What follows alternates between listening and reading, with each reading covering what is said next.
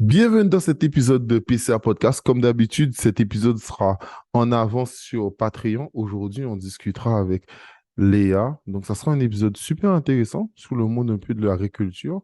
Et en plus, c'est une Martiniquaise. Donc, ça me permet de toucher, de ne pas parler qu'aux Guadeloupéens. Donc, voilà, je vous laisse pour cet épisode. Allez, bienvenue dans PCA Podcast, Parcours Confidence Antilles, le podcast où des acteurs professionnels aux Antilles vont nous partager leur histoire dans le monde de l'entreprise en tant que salarié ou entrepreneur. Allez, go! Mais à travers son regard, je réussis à voir la beauté et la grâce, la puissance. Alors Léa, comment vas-tu? Ben écoute, ça va, hein, et toi? Moi, ça va comme d'habitude. Je suis content de t'avoir, sincèrement. Ça fait, allez, on va dire un mois et demi que je suis ce que tu fais sur les réseaux. J'avais déjà vu par-ci par-là, mais je me suis abonné à toi. Et sincèrement, c'est grave intéressant, grave intuitif. Donc, on va peut-être rentrer en détail. La première question, comme d'habitude, qui es-tu? Alors, ben moi, c'est Léa, voilà. J'ai 32 ans, martiniquaise. Je suis née et j'ai grandi en Martinique, voilà, jusqu'à un certain âge, mais bon, ça on en parlera plus tard. Voilà, je suis rentrée et maintenant, je vis avec, ma famille, donc ma mère et mon père, c'est tout. Ok. Euh, ton parcours scolaire, s'il te plaît. Alors, en fait, moi, c'est un petit peu parti dans tous les sens. Au début, j'ai fait une première année de droit parce que, ben, en sortant du lycée, je savais pas vraiment quoi faire. Et en général, en sortant du lycée, surtout à l'époque, en tout cas à mon époque, c'était beaucoup, soit tu faisais, l'école de commerce, soit tu faisais Parcoursup. Il y avait pas forcément l'alternance encore. L'alternance n'était pas mis en avant. Donc moi, je suis allée à l'université ici en Martinique et j'ai fait une année de droit. Bon, j'ai pas du tout aimé, mais bon ça après ça m'a servi plus tard puisque le droit ça sert toujours à quelque chose. Et j'ai fait une année de césure, enfin donc une coupure et j'ai travaillé en fait à Sport 2000 et là j'ai découvert le monde du commerce. Donc là, ça m'a vraiment plu, le contact client, tout ce qui est la mise en marché, le merchandising et compagnie. Donc là, j'ai fait un BTS en alternance, donc un BTS MUC. Je sais plus si ça existe aujourd'hui, mais en tout cas, ça s'appelait Ouais, MUC, c'est Management. management unité commerciale. Exact. Et après ça, c'est soit je restais, mais en fait, je suis quelqu'un, j'aime pas trop me limiter. Donc, je me suis dit, bon, si je reste en CDI, c'était pas forcément mon objectif. Donc, je me suis dit, bon, je continue en licence. Donc là, je suis allée sur Paris parce que, ben, en Martinique, voilà, ça s'arrête, en fait. Il y a un plafond. Et je voulais voir une autre façon aussi d'aborder le commerce, le merchandising, le business en général. Donc là, j'ai fait ma licence toujours en alternance sur Paris chez Conforama. J'ai adoré, j'ai beaucoup aimé, j'ai eu beaucoup de... Même si j'étais dans le 93, voilà. Mais c'était très enrichissant. Et là, je me suis dit, bon, ben, je vais faire le master. Alors, au master, avant le master, moi, je suis partie aux États-Unis. Ok. OK? Et j'ai fait un an aux États-Unis en tant qu'au pair. Et c'est là où, en fait, ben, j'ai appris l'anglais, on va dire. Alors, Et fille au père, pour j'avais la... ceux qui savent pas c'est Ouais, quoi, c'est en gros, tu t'occupes soit des enfants, des choses comme ça pour les gens qui ont de l'argent. c'est les enfants. Oui, c'est les enfants. Tu t'occupes rien d'autre que des enfants. Mhm. Non, non, non, non, mais totalement. Non, mais j'avais aucune idée à la tête. Non, mais voilà, c'était juste pour expliquer à ceux qui savent pas. En tout cas, donc après ça, donc j'ai eu le choix de rester aux États-Unis, mais au final c'était trop cher, donc j'ai préféré partir au Canada. Tu étais où aux États-Unis? Canada, Non, aux États-Unis. États-Unis, t'étais où déjà? États-Unis, j'ai fait New Jersey, Atlanta et le Connecticut. Et donc ensuite Donc, de tu as ça, décidé de partir au Canada.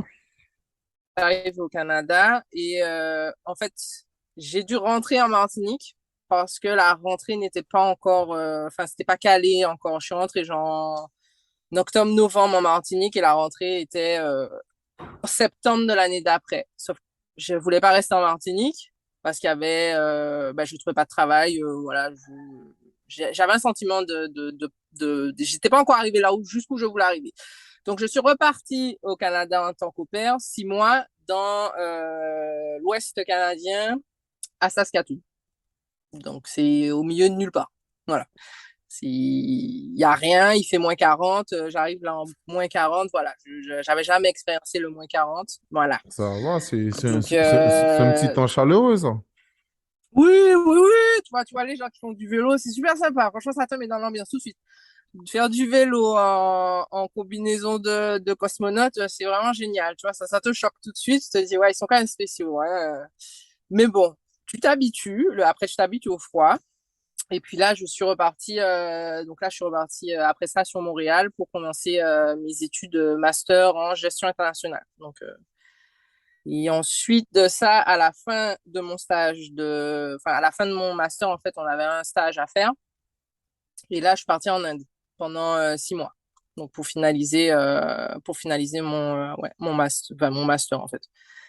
Voilà, c'est à peu près ça. Entre-temps, j'ai fait d'autres formations à l'intérieur, plus pour m'auto-former, que ça soit sur du design intérieur, enfin, du marketing, des choses comme ça, plus pour moi, c'est ajouter des cordes à mon arc. Mais sinon, dans tout ce qui est école, c'est vraiment ça. Non, mais c'est super intéressant. Comme on dit vulgairement, j'ai fait affaire. C'est bien, c'est bien. J'ai fait affaire, j'avais la vie. Non, c'est très, très bien. Et ensuite, ton parcours pro? Alors, mon parcours pro, vu que j'étais en alternance, j'ai commencé à travailler quand j'avais 17-18 ans. Donc, au final, ça a commencé beaucoup avec des postes d'assistant manager ou de chef de rayon, en fait. Donc tout ça, ça a été jusqu'à Paris. Après ça, au Canada, au final, ben, vu que j'étais à l'école et en même temps, ben, je travaillais, puisqu'il fallait quand même payer le loyer, payer la nourriture, etc.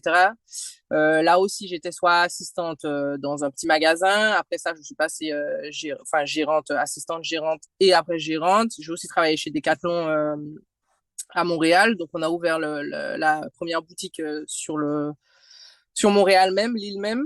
Et ça, c'était une expérience qui était très traumatisante et très intéressante, mais très traumatisante. Et à partir de là, j'ai décidé que ça suffit, c'est fini, je ne travaille plus pour personne. Voilà. Ah ouais, C'est à merci ce point Decathlon. traumatisant? Oui, oui, oui, parce que tu te rends compte qu'au final, tu donnes beaucoup de ton temps, beaucoup de ton énergie, beaucoup de ton savoir, quelque chose que tu pourrais faire pour toi, en fait. Parce que en vrai de vrai, tu es payé au même prix pour faire 3 fois plus de choses, alors que ben, pour toi, c'est les mêmes idées que tu peux faire pour toi-même, en fait. Voilà. C'est la réflexion que je me suis faite. Je sais pourquoi enrichir les autres alors que je peux m'enrichir moi-même. Non, je comprends totalement. Je comprends totalement. Et après le problème de parfois beaucoup donner une entreprise, c'est que les gens sont frustrés parce que tu sais, il n'y a pas le même retour sur investissement, mais même sur Mm. le côté même bravo, félicitations. Tu sais, parfois un employé, c'est con parce que parfois les patrons ils comprennent pas ça, mais parfois un employé ne demande même pas que tu l'augmentes, mais simplement que tu sois reconnaissant déjà. Rien que le fait d'être reconnaissant, c'est déjà tellement bien pour lui dans son petit cœur. Mais bon. Euh, Revenons à Jardin de Nini. mhm. D'où vient l'idée? Explique-moi un peu le concept. Alors, ça remonte à 2017. On avait déjà réfléchi à ce concept avec mes parents en 2017, surtout avec ma mère. Et je lui avais dit, ah, ben, parce que mes parents sont agriculteurs, en tout cas depuis, je vais pas dire depuis toujours, mais si, en fait, ça fait très longtemps et on a toujours eu des fruits et des légumes sur le terrain. Ok, donc depuis 2017, je m'étais dit, bon, peut-être trouver une face. Ma mère, elle est au marché presque tous les samedis, en fait, en plus de son travail à côté. Donc, ce qui fait quand même, voilà, ce qui fait beaucoup. Les années sont passées. Au final, je ne regrette pas d'avoir pris la décision de le faire plus tard et pas en 2017 parce que ben, le Covid est arrivé, la maturité aussi est arrivée, le fait d'avoir été dans d'autres entreprises, de voir de certaines façons de faire aussi, ça a aidé. Et là, pendant le Covid, en fait, en 2020, ça a pris 3 mois. Hein. en 2020, j'ai dit, bon, ça suffit, je vais pas rester dans mon appartement à Montréal. J'ai un terrain en Martinique, j'ai un terrain qui, je sais qu'il y a du potentiel, il y a des choses à faire, donc allons-y. Et j'ai monté l'entreprise en 3 mois, ouais, 2, 3 mois. Et Nini, en fait, c'est en rapport avec, c'est le surnom de ma mère, en fait. C'est le surnom qu'on lui donnait quand elle était plus jeune et c'est aussi le surnom qu'on lui a donné quand elle allait au marché, en fait. Donc, je me suis dit que c'est comme un mini hommage parce que Nini, c'est pas moi personnellement, comme je me tue à le répéter, mais ce n'est pas c'est pas mon entreprise, c'est pas moi, c'est pas, et je veux pas que ça soit moi, je veux vraiment que ça soit quelque chose qui représente une idéologie et pas une seule personne qui porte toute une idée, quoi.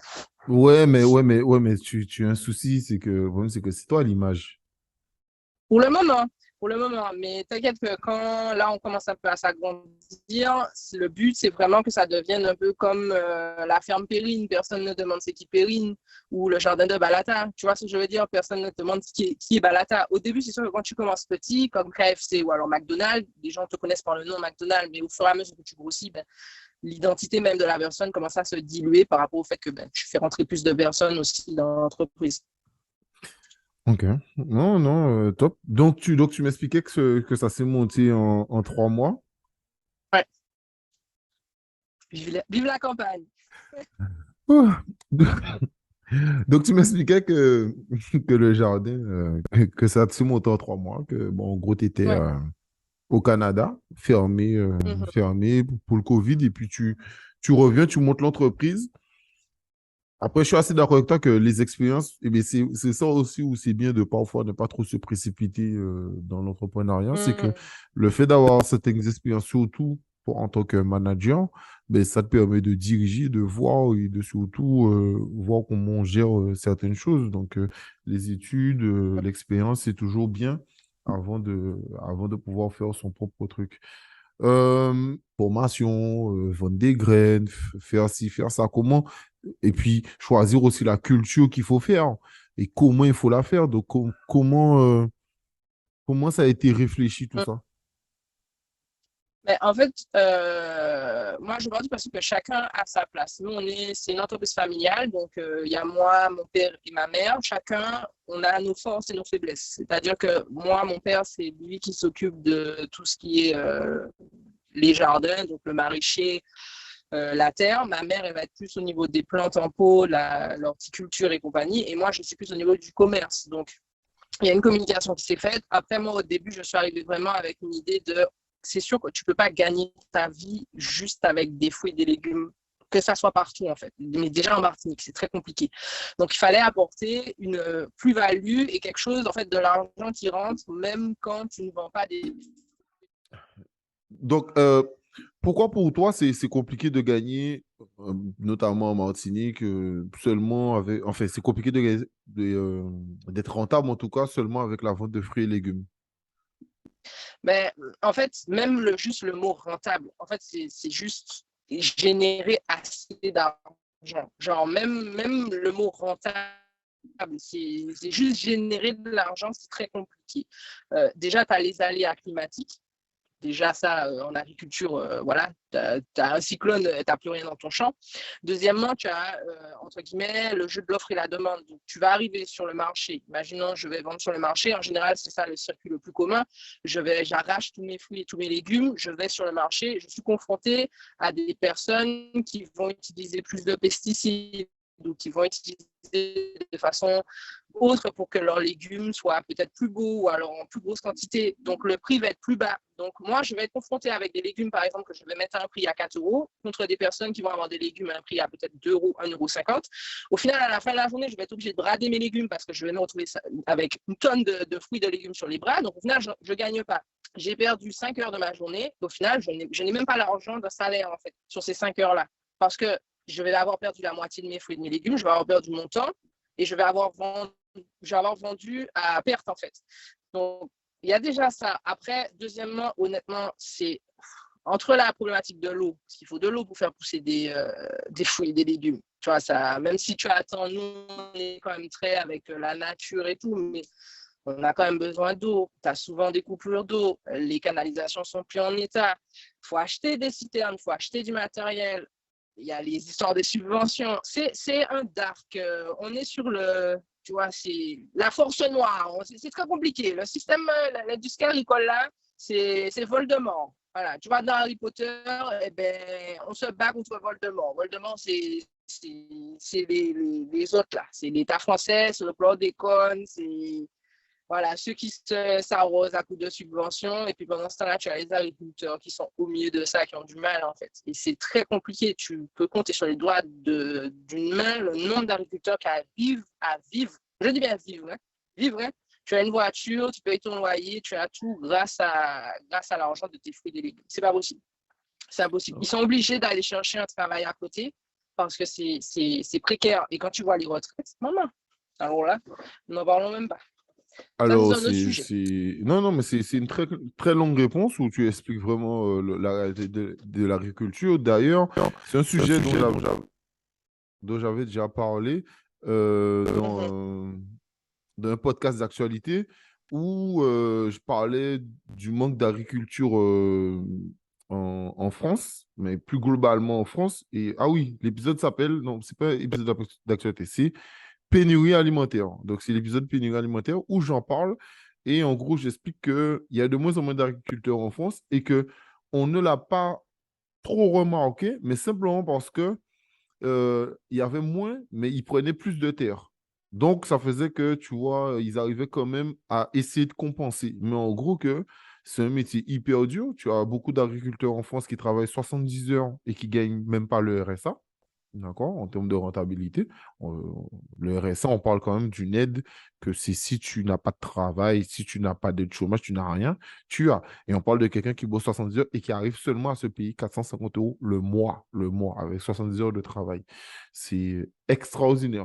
Donc voilà quoi. Donc c'est bien de leur rappeler aussi que ben, c'est compliqué et que c'est pour ça aussi que ben, qu'il y a des offres et on peut en parler tout de suite, même si c'était pas Mhm. prévu d'en parler, mais aussi est-ce que c'est aussi pour ça que vous avez voulu faire une demande, pas une demande, mais genre que les gens aussi peuvent soutenir s'ils veulent. Alors, oui et non, dans le sens où, en fait, moi, quand j'ai commencé, je connaissais pas forcément l'envers du décor du monde agricole. Pour moi, quand j'entendais le mot subvention, j'étais en mode, ouais, Lélé, c'est bon, on va nous donner l'argent, je vais pouvoir faire les aménagements sur le terrain, je vais pouvoir prendre des serres, je vais pouvoir faire tout un tas de choses qui vont nous permettre d'arriver plus loin. Et puis, quand on m'a dit non, non, non, non, non, la subvention, ça ne fonctionne pas comme ça, madame. Vous avancez l'argent. Donc, si tu as des frais de 100 000 euros, de 50 000 euros, tu dois avancer l'argent et après, on va vous rembourser. Donc, moi, j'ai dit, mais en fait, ça ne sert à rien parce que si j'ai les sous, je ne vois pas pourquoi je vais faire une subvention, puisque j'ai l'argent, ça veut dire. Pour moi, dans ma tête, je me dis, mais il faut faire des aides, quitte après à, je ne sais pas, faire un pourcentage ou cumuler avec des prêts, je ne sais pas, quelque chose pour, mais pas quelque chose où c'est toi, agriculteur qui déjà n'a pas d'argent, doit avancer des fonds. Mais c'est là où est le système. C'est que comme ça, tu vas faire travailler les banques. En fait, tout le monde se tient dans cette espèce de truc-là. C'est que tu es obligé de passer par les banques. Donc, au final, tu te fais assaisonner par la banque avec les frais bancaires. Tu te fais assaisonner après avec toutes les taxes et autres que tu dois payer. En plus de ça, si tu passes par n'importe quel organisme, il faut montrer. Il y a vraiment. En fait, c'est le parcours du combattant pour avoir les subventions. À part si tu fais une seule chose, la canne ou la banane. Voilà. Donc, nous, à partir de là, on s'est dit, bon, on va faire une cagnotte, mais bien sûr que je pars quand même, je suis pas folle, je ne suis pas non plus utopiste. Je sais bien qu'on est dans une situation où tout le monde a besoin d'argent, je sais bien qu'on est dans une situation précaire, en fait, pour tout le monde, et on a mis 50 000, mais on s'entend qu'on ne va pas forcément, on ne compte pas sur ces... Rigoler. Bon, donc on continue cette interview. Désolé pour, je dis ça déjà aux auditeurs, désolé pour la qualité. Ben, c'est la joie de faire les choses à distance. Je suis pas en Martinique et toi tu n'es pas en Guadeloupe, donc compliqué de faire ça en live. Mais donc tu nous expliquais, donc on parlait de la cagnotte. Donc donc même si tu pensais pas forcément arriver à 50 000 euros, euh, Mhm. parce que comme tu dis c'est compliqué d'avoir des subventions, d'avoir des aides, etc. Euh, Si, imaginons, les gens te suivent et t'offrent ces 50 000 euros, tu ferais quoi avec? Ah non, mais les 50 000 € là, c'est la base pour investir sur c'est pas pour aller en voyage, hein, les 50 000 €. Hein. Je ne Non, fais mais, pas de détournement de fonds. non, mais bien sûr, je pensais pas à ça. Mais, euh, mais je pensais à quel investissement tu pensais? Faire une Alors, serre, je sais pas, faire quoi? non, en fait, on veut faire un bâtiment qui est vraiment un espace ben, un peu comme ce que tu as vu sur la cagnotte, qui est un espace de bureau. Ben, quand je dis bureau, les gens voient des murs, mais c'est vraiment un espace ouvert où il y a le traitement des commandes en ligne, puisque vu qu'on grossit et qu'on maintenant on ouvre aussi à l'international, donc et au national où on envoie des produits aussi vers la France ou à l'international, donc il faut aussi préparer ces commandes-là vu qu'on est 100% dématérialisé. Donc, il nous faut un espace vraiment plus grand. Donc, c'est vraiment pour construire cet espace-là. Et on veut que cet espace-là soit 100% autonome et écologique, responsable, enfin, éco-responsable. Donc, on veut faire un espace phytosanitaire euh, pour tout ce qui est, pas phytosanitaire, la phytoépuration, pardon, je suis fatiguée, la phytoépuration, c'est-à-dire l'épuration par les plantes. On n'a pas de fosse septique, donc toutes les eaux grises vont passer. Les eaux grises, c'est l'eau de la douche et l'eau du lavabo vont passer par la phytoépuration par les plantes. Et on va faire des toilettes sèches. Ensuite, on fait la récupération de l'eau. Il y a des panneaux solaires. Donc, tout ça, ça a un coût. Donc, moi, je plafonne à peu près à 150 000 € de dépenses sur le projet. Donc, les 50 000, en fait, ce sera une avance déjà sur les travaux et ensuite la subvention enclenche, mais les subventions ne sont pas à 100%. Hein, donc voilà. Donc une subvention, c'est entre 70 et 80, 90%. Ouais. Si elle arrive pas en 10 ans. Euh, tu as commencé à en parler, ah là là là là. Le fait que ce soit La dématérialisé. Oh là là. dérivée. Oh. Je crois aussi que moi, je suis fatigué. Oh là là, mon Dieu. Donc, le fait que ce soit complètement sur Internet, voilà, ça sera plus facile à dire. Comment tu as eu tout de suite l'idée de faire ça comme ça et surtout de créer directement le site? Alors, en fait, en réfléchissant, je ne sais pas si ça, c'est un peu le système un peu à l'américain, nord-américain. Tu sais, il y a beaucoup une phrase qui revient, c'est faire de l'argent même quand tu dors. Tu vois, c'est vraiment la rentabilité au plus haut point. C'est-à-dire que, enfin, je sais pas, il y a des livres comme Père riche, Père pauvre qui m'ont beaucoup, comment dire ça, aidé dans le sens où tu pars du principe que si par exemple tu vas au marché, comme j'ai expliqué tout à l'heure, tout ce temps-là, en fait, tu l'as perdu. C'est un temps qui n'est pas gérable, en fait, parce que c'est un temps où tu es statique. Alors que quand tu es en ligne, même quand tu dors, en fait, tu continues à vendre tes fruits et tes légumes. Même si tu n'es pas là, tu continues à vendre tes fruits et tes légumes. Et l'argent rentre, en fait. Tu n'as pas besoin d'être figé. Donc, moi, ça me permettait de faire autre chose pendant ce temps. Pendant le dimanche, ben, il y a des gens qui achètent et moi, je peux continuer à faire de la création, faire autre chose, en fait. Donc, je rentabilise ce temps. Le site internet, pour moi, c'était une obligation. C'était même pas une question. Il n'y avait pas d'histoire de on va faire le marché. Non. C'est en ligne. Premièrement, parce que ça fait gagner du temps. Deuxièmement, parce que tu respectes plus le produit. Parce que, en fait, la terre est comme un frigo pour nous. On prend ce dont on a besoin. On n'arrache pas tout. Donc, ça permet aussi d'avoir des légumes qui sont plus frais, des légumes qui sont plus sains et pas des légumes ou des fruits qui sont stressés, en fait. Oui, je sais, ça paraît bizarre comme ça, Non, mais non, non. le fruit, le légume peut être stressé. Voilà. Non, mais tu as totalement raison. C'est comme les animaux. On te dit parfois, Voilà. genre, c'est comme si quand tu tues la bête, elle est stressée, donc Et, tu sens qu'elle est plus tendue, quoi, tu vois. Donc, non, non, non, non, c'est grave intéressant. Je comprends. C'est peut-être aussi là où parfois les agriculteurs, après, c'est normal, c'est un métier tellement dur. Donc, mhm, je vais pas dire, mais tu vois, c'est peut-être là qu'ils ont un peu raté le coche, le côté où il faut être digitalisé. Et d'ailleurs, on a vu pendant le Covid que beaucoup d'endroits n'avaient pas beaucoup de restaurants aussi sont morts comme ça mhm, parce que les services de livraison, tout ça, c'était pas encore développé. Euh, le télétravail, c'était pas du tout développé. Après, bon, il y a un gros problème aussi d'Internet, de tout ça. Bon, on est aux Antilles, quoi. mhm. On a un peu aussi ce genre d'habitude. Euh, on a parlé de ça, tu es l'image de l'entreprise et tu es hyper active, notamment sur Instagram. Comment tu as le temps de gérer tout ça?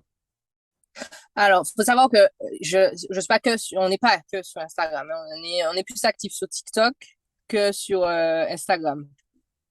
Mhm. Ok, ok. Mais après, ouais, mais les réels que tu utilises, tu les réutilises sur TikTok, non? En fait, c'est le contraire, ça dépend. Soit c'est TikTok. En fait, pour moi, la base même, le test, c'est TikTok. J'ai aussi des choses qui sont créées spécialement pour TikTok parce que TikTok est un peu moins compliqué, je trouve, que Instagram. Les gens sont plus, c'est plus du vrai tout de suite. Instagram, il y a les textes, il faut expliquer, c'est plus, ça demande plus d'informations. TikTok, voilà, 3 secondes, 4 secondes, il n'y a pas de temps à perdre. Donc, c'est du gain de temps quand tu fais une vidéo sur TikTok et que tu la repartages sur Instagram, parce qu'au moins tu touches, voire jusqu'à des fois 5 plateformes, en fait. Si après tu la repartages sur YouTube, tu la repartages sur Twitter et tu peux même la repartager sur LinkedIn. Enfin bref, ça n'a pas de fin, en fait. Donc, moi, ma base part de TikTok, pas forcément d'Instagram. Après, Instagram, voilà, ça prend du temps, mais il y a des automatismes, il y a des robots qui sont mis en place aussi pour répondre à la plupart des questions. Et je m'efforce de répondre à toutes les questions qui sont posées en DM. Voilà, parce que pour moi, c'est très, très important de répondre aux gens.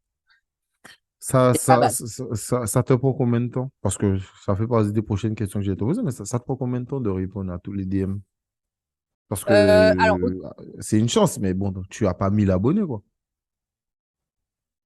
mais en fait, en vrai, si ton travail informatif est bien fait, ça va vite. Dans le sens où si tu as un robot, tu vois, le robot qui a été mis en place, il a été perfectionné jusqu'à aujourd'hui pour vraiment cibler la majorité des questions qui sont le plus souvent posées. Il y a aussi des automatismes de questions, par exemple, sur est-ce qu'on peut visiter les jardins? Il y a un robot qui répond non. Donc déjà, ça va vraiment enlever une grosse partie du travail. Après, c'est sûr qu'il y a beaucoup de questions sur les plantes, les choses comme ça. Franchement, grosso, ça dépend des périodes. Il y a des fois où je reçois 3 messages questions parce qu'il y a aussi les réactions story qui vont se mélanger avec les gens qui veulent recevoir les calendriers. Tu vois, donc ça fait un micmac. Après, il faut que je trie ça. Je dirais 1 heure et demie, 2 heures grand maximum par jour. Grand maximum. Ouais, c'est pas mal.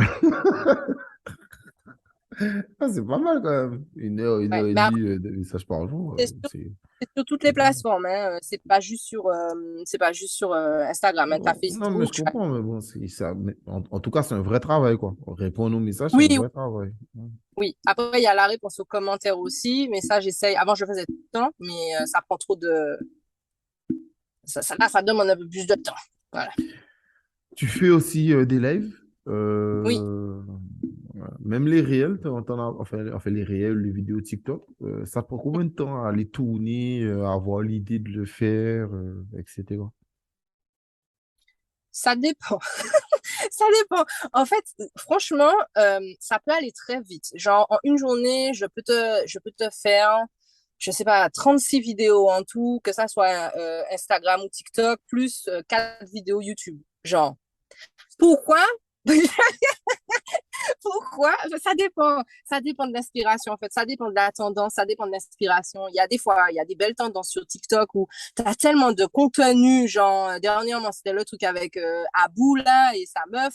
Enfin, après ça, il y a l'autre truc avec Magali Beard. Enfin, il y a tellement de contenu et de récupération de voix, de mise en scène que, en fait, les idées viennent toutes seules et après tu peux l'appliquer au monde agricole, tu vois. Mais il y a tellement de, ça va très vite et en fait, je me pose pas trop je me casse pas la tête en disant, ah, c'est pas beau, ah, la luminosité, ah, non, je vais juste filmer et puis j'ai fini avec ça, je poste et en général, c'est ce où je me prends moins la tête, où je fais un truc vraiment en mode moi-même, je me dis, mais non, mais c'est pété quand même, mais bon, je le mets quand même, que ça fonctionne parce que c'est la simplicité en fait qui est maître mot sur les réseaux, Mais pas le côté où tu veux trop.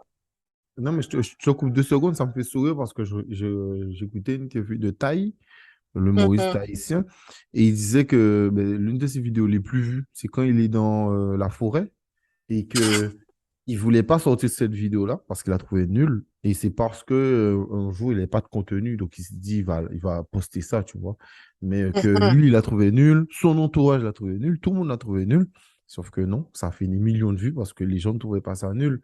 Donc, Ah, je suis totalement d'accord avec toi. De toutes les manières, je pense qu'il n'y a pas de, il y a pas vraiment de recette du succès, tu vois. Enfin, en tout cas, le succès pour les gens, qu'on fait des choses pour les gens.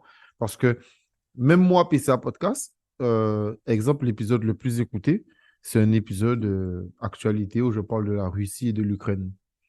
Est-ce que j'aurais pensé que cet épisode-là aurait autant fonctionné? Non, pas du tout. Donc, je sais pas. Je sais pas si. Et autant il y a des entretiens, je me dis, ah, ça va cartonner. Ça cartonne pas du tout. Comme, comme il y a eu des entretiens, je me suis dit, bon, bon, ça va faire quelques écoutes. Et pas du tout, ça a cartonné. Donc, bon, je sais pas. C'est le public, le public. C'est le public qui choisit de donner le succès au contenu qu'ils veulent, quoi. Donc, voilà. Euh, les lives, comment tu choisis de te dire, bon, ben, je vais faire un live? Je suis là, je suis assis dans le champ, je regarde le coucher de soleil, je me dis, bon, ça fait un moment. Allez, hop. Et puis ça part en live sauvage, hein. C'est vraiment, c'est des lives sauvages. Il y a pas de, c'est sur le feeling, c'est sur le moment parce que, enfin, là aujourd'hui, je pense qu'on a réussi à bâtir une communauté où c'est à peu près tout le temps les mêmes personnes. Puis ça donne aussi une légitimité sur les questions qui sont posées en direct parce que c'est facile de faire des réels, c'est facile de faire des TikTok où tu parles d'une plante, où tu parles d'une problématique parce que tu l'as préparé en amont, tu vois, t'es allé lire les articles. C'est facile de paraître enfin, de paraître comme quelqu'un qui connaît. Il y en a plein autour qui font ça, où tu as l'impression, ah ouais, maman, il maîtrise son sujet, et puis au final, en vrai de vrai, tu vois, quand tu lui poses deux, trois questions, ça bégaye. Donc, les lives, c'est aussi là pour ça, c'est pour montrer que si vous avez des questions, moi, je vais être honnête, si je sais pas, je dis que je sais pas, parce que j'ai pas la science infuse. Et c'est aussi pour, bon, ben, vous avez des questions, je sais pas, sur le jardin ou autre, ben, c'est aussi un moment d'échange et de partage, et moi, je montre aussi que oui, ben, je maîtrise quand même un minimum de quoi je parle, c'est pas juste des réels qui sont préparés, quoi. Donc, ça tient Euh, aussi à ça. ok. Autre chose, on Mm. parle de l'agriculture 2.0. Comme tu dis, tu gères aussi l'international. J'ai oublié de te poser cette question, mais comment tu vois aujourd'hui l'augmentation des coûts avec la poste aujourd'hui en fait, qui dédouane tout ce genre de problème? Comment tu gères ça, toi? Les envois de colis, tout ça. Est-ce que c'est les gens qui payent les frais ou c'est à partir d'un certain montant qu'on ne paye plus de frais? Comment ça se passe? Euh, non, alors, moi, j'ai mis des frais fixes, en fait, que ça soit pour tout ce qui est les territoires, entre guillemets, français, genre Guadeloupe, Guyane, France. Je pense qu'il y a Saint-Martin aussi. Il y a des frais, je pense. Nouvelle-Calédonie, non? Ah, Nouvelle-Calédonie, ça fait partie de l'international, donc c'est d'autres frais. C'est genre 9 euros. Mais après, il faut savoir qu'on n'envoie pas les fruits, les légumes, on n'envoie pas des choses qui sont lourdes. Donc, au final, ça passe sous une forme comme une enveloppe, tu vois. Donc, ça revient moins cher. Ah non, mais on est malin. Attends, on va pas aller se tirer une balle dans le pied non plus. Attends. Non, mais totalement, non, tu as totalement raison. Euh, Grosso modo, on a parlé, on a parlé, j'espère qu'on a assez parlé de ça en tout cas, tu vois, de la difficulté de réfléchir constamment, avoir des idées, parce que, bon, Hum, ben, faire des réels, faire des TikTok, faire des lives, répondre à des DM, faire la cagnotte, avoir tout le côté administratif où tu dois aller chercher des aides, chercher des subventions, constamment chercher des idées. Moi, mhm. ma question, c'est quoi l'ambition des Jardins de Nini? Tu as oublié la livraison, hein. Il y a aussi C'est la vrai, partie livraison. Mon totalement. cher, ça fait partie. C'est un gros morceau, hein, ça. Hein. Non, Ça non, me tu as totalement prend, hein. raison. Tu as totalement raison. Donc, l'ambition, c'est devenir très gros. Ah oui, non, je souffre pas autant pour ne pas devenir gros. Non, non, non. Là, il est hors de question. Non, c'est vraiment de devenir, en fait, un exemple au terme d'agriculture et que c'est possible d'allier les deux en fait. C'est possible d'allier le futur et enfin en tout cas le net 3.0 même jusque là genre NFT, crypto et compagnie et l'agriculture qui est très terre à terre quoi. On a l'impression que c'est quelque chose de très rustique, très arriéré alors que les deux peuvent très bien se marier. Au Est-ce que, contraire, c'est quand tu parles de gros, est-ce que tu parles du fait de livrer, exemple, Carrefour, Leclerc, ah non non etc.?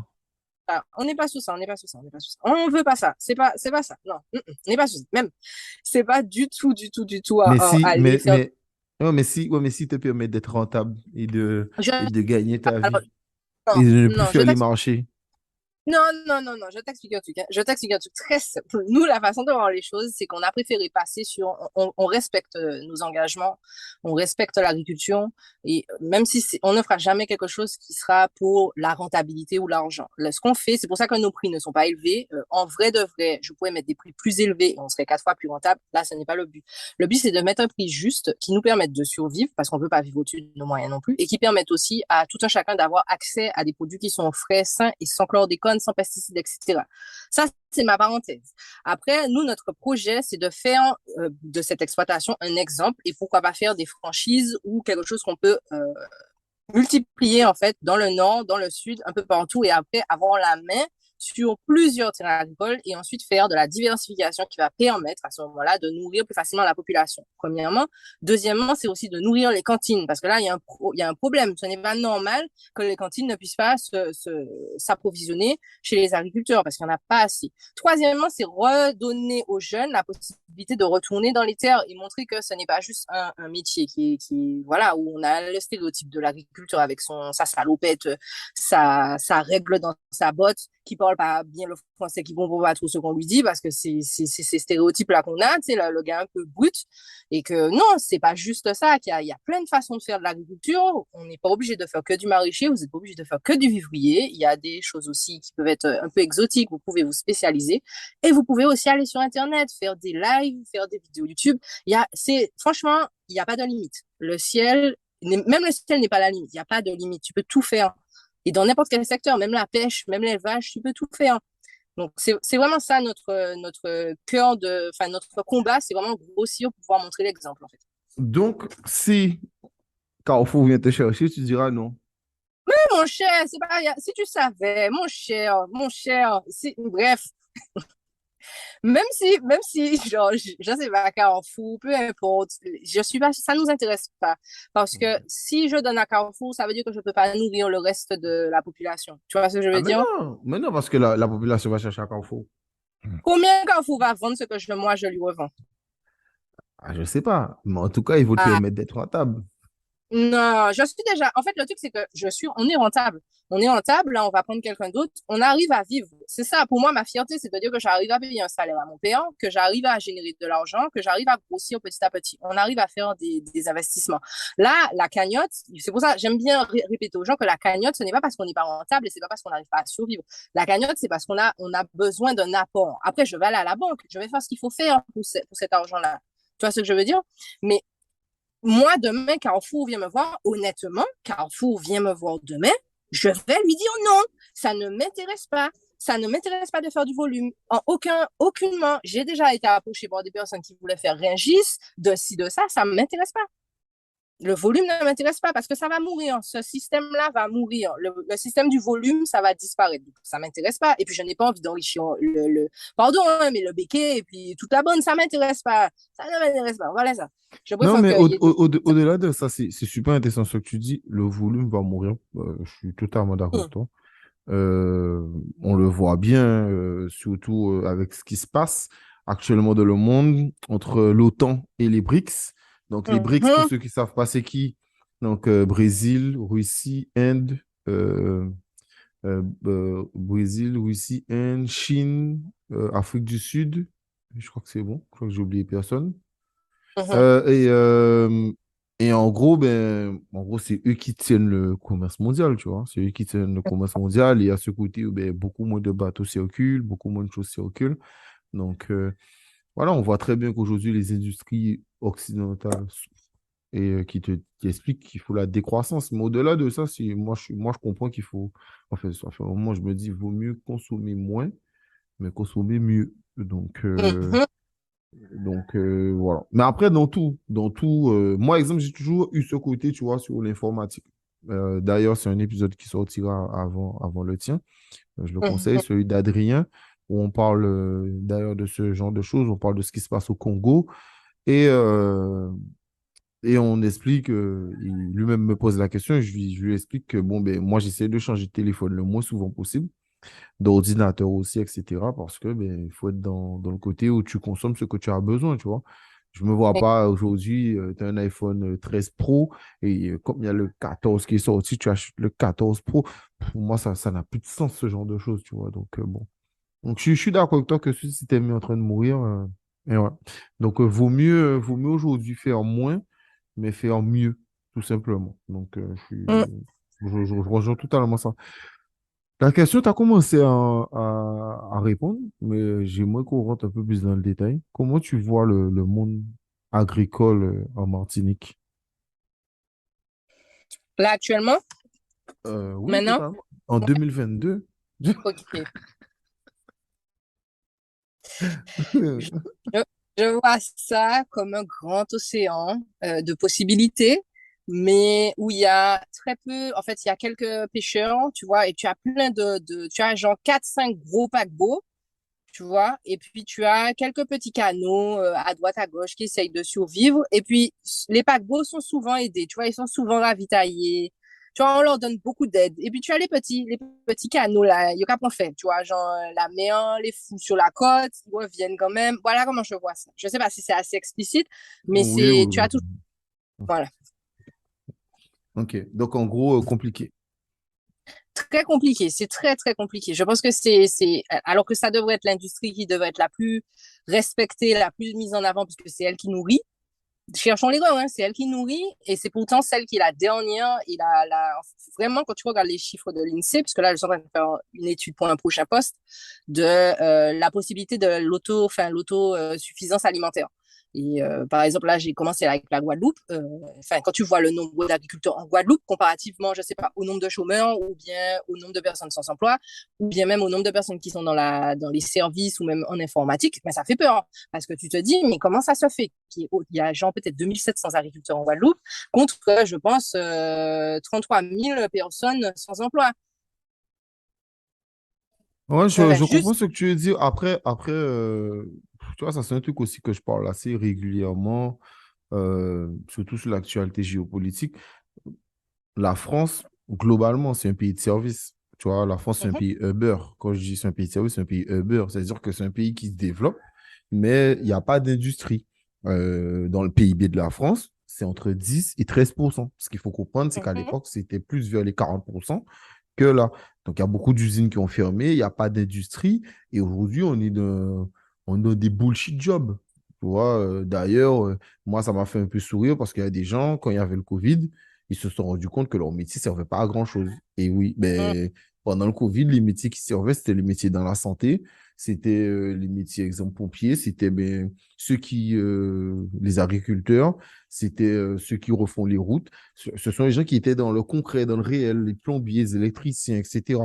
Et au-delà de l'agriculture, je pense que c'est un côté où tu sais, on regarde un maçon, ben, main est sale, tu vois, main est sale, il n'est pas belle, il pas bien habillé, il pas senti bon, il tient il est toujours ni plein poutsi, mais pourtant, c'est quelqu'un qui est beaucoup plus primordial que quelqu'un je sais pas, qui travaille même en restauration. Et je dis ça avec tout l'amour que j'ai parce que j'étais aussi du monde de la restauration et je suis aussi du monde de la restauration. Donc, c'est important un restaurant, oui, parce que ça fait partie aussi de la culture. Mais bon, entre aller au restaurant et faire sa maison et faire des maisons, il y a quand même deux poids, deux mesures, tu vois. Mais pourtant, un sera mieux vu que l'autre, tu vois. Donc, mhm. je pense qu'il y a réellement ce problème en France où les gens qui devraient, en tout cas, être respectés par l'économie, par les gens, par ce qu'ils font, ben, ben, c'est pas eux qui sont respectés. Même, on parle exemple, une caissière. C'est con, mais c'est tellement important, une caissière. Tout le monde m'a parlé de primes. Finalement, on leur a rien donné. Bon, personne n'a rien dit. Et pourtant, c'est hyper important d'avoir des caissières. Donc, je te rejoins totalement. Et c'est pour ça que tu en parlais tout à l'heure, mais j'avais la réflexion de me dire, est-ce que, OK, tu dis qu'il y a il y a pas mal de chômeurs en France, en Guadeloupe, etc., mais est-ce que c'est pas des métiers qui sont trop durs? Est-ce que c'est pas parce que c'est trop dur aujourd'hui et Ah, que les gens n'ont plus envie de choses qui sont dures? Parce qu'aussi, il y a tellement d'exemples où tu vois ben, des gens gagner de l'argent, comme tu as parlé, exemple du NFT, du Bitcoin, de l'Ethereum, de OnlyFans, de Mime, de tout ce genre de choses où les gens ne produisent pas grand-chose mais ils gagnent de l'argent. Donc, est-ce qu'aussi, c'est pas l'époque qui veut ça? Mais tu vois, c'est très intéressant ce que tu dis parce que c'est des réflexions que j'ai souvent où je me dis, en fait, on est dans c'est une période. On a eu des périodes quand on était plus jeune. Il y a eu la période un peu avant Covid et là maintenant on est vraiment dans une période charnière où on est effectivement dans le 3.0, etc. Mais l'un n'empêche pas l'autre en fait. Le truc c'est on a une tendance à montrer, à éduquer aussi en disant l'argent facile, faire de l'argent rapidement et c'est la rapidité. Effectivement, quand tu es agriculteur, quand tu te lances, la rapidité, tu oublies. Il n'y a pas histoire de tu vas être rentable la première année, surtout si tu commences de zéro, parce que frère, la nature, si elle n'a pas envie de faire pousser tes haricots, elle va pas faire pousser tes haricots. Donc, tu le prends là. Mais il y a l'envers aussi du décor, dans le sens où toutes ces économies, cette industrie, par exemple du NFT ou autre, ça a été mis en avant pourquoi? Parce qu'on a enjolivé les choses. Et bien là, c'est pareil, c'est bizarre, mais on n'enjolive pas le métier d'agriculteur.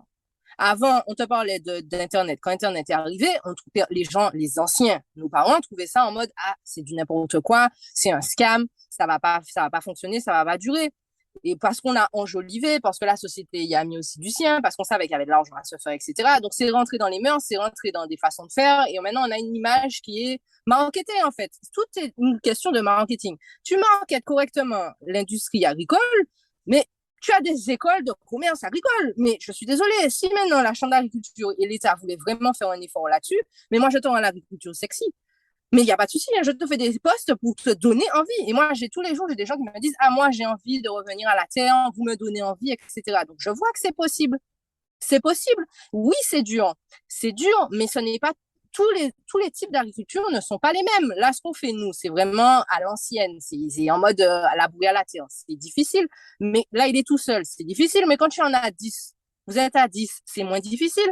Tu vois ce que je veux dire? Parce que si c'est rentable, tu peux empocher plus.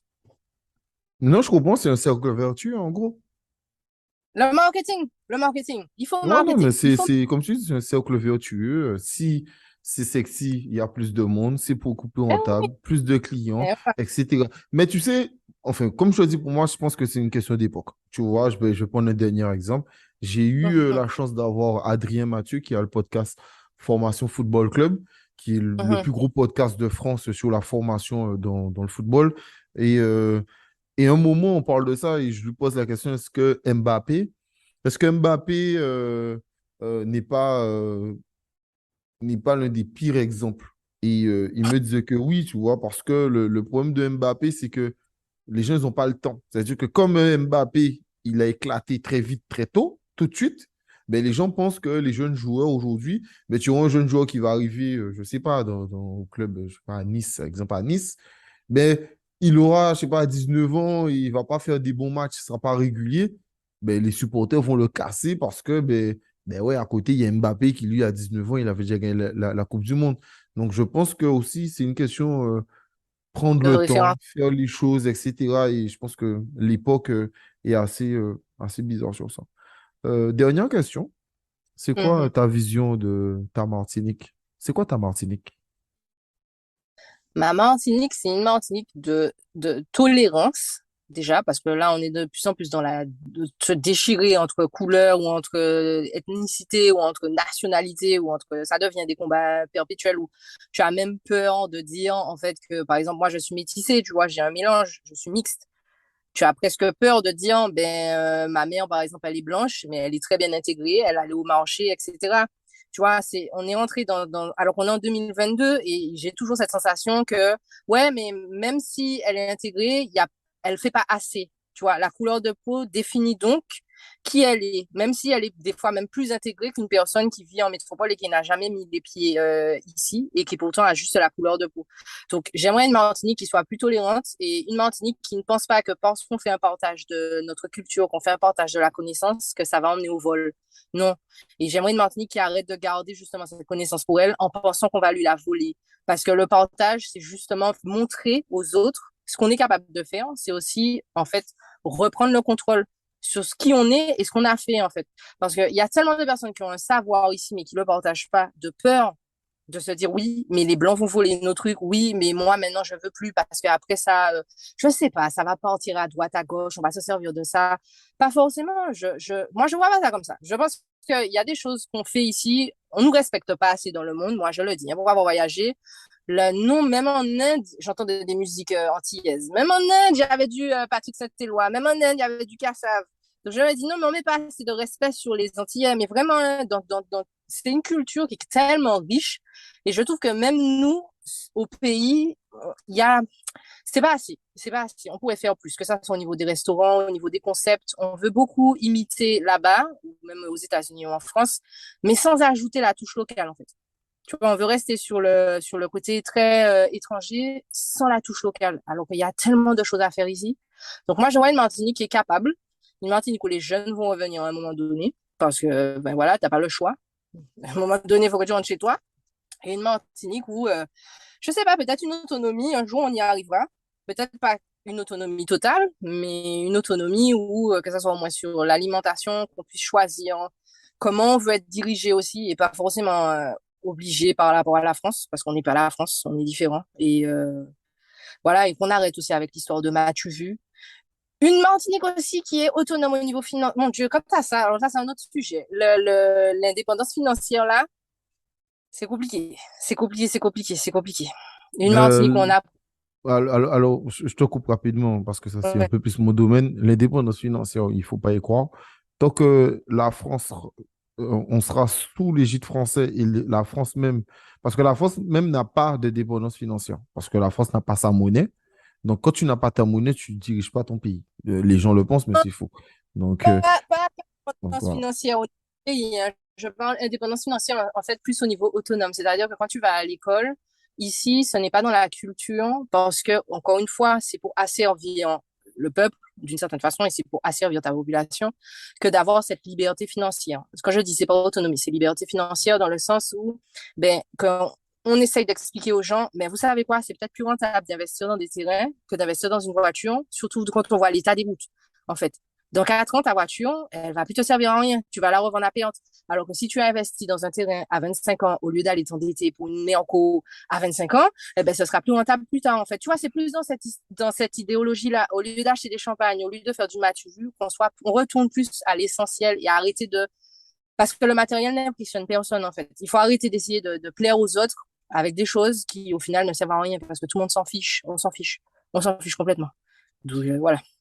Ok, non, je comprends. Je ne vais pas rebondir sur ça, j'ai mon propre avis. Il y a des choses que tu as dit que je suis totalement d'accord, mais bon, je laisse ces propos pour toi. Euh, qu'est-ce que je peux te souhaiter? La réussite, hein. La réussite. La Ok, ben moi, je vais te souhaiter la réussite, d'accord? L'amour, le bonheur, de continuer à faire ce que tu fais, le côté pédagogique, c'est super cool. Garde la bonne humeur. On a beaucoup rigolé. Et puis, je vous remercie d'avoir écouté cet épisode. Désolé pour le début et certaines parties. Malheureusement, comme j'ai dit, ben, nous sommes loin, donc à la fois près, mais à la fois si loin. Donc, voilà. Mais pourquoi pas refaire un épisode un autre jour pour parler de sujets précis, etc. Donc, voilà. Petit coucou aussi, parce qu'on a parlé en aparté, ben, pour la fleur curieuse, qui m'a dit beaucoup de bien de toi et beaucoup de bien pour ce que tu fais. Et donc voilà. Prenez soin de vous, disponible comme d'habitude sur tous les réseaux. Déjà, les jardins de Nini, je vous conseille d'y aller. Il y aura bien sûr en description tous ces réseaux. Et puis, ben, PCA Podcast comme d'habitude sur Twitter, YouTube, LinkedIn, Instagram. Et voilà. Et c'est pas mal déjà. Allez, prenez soin de vous.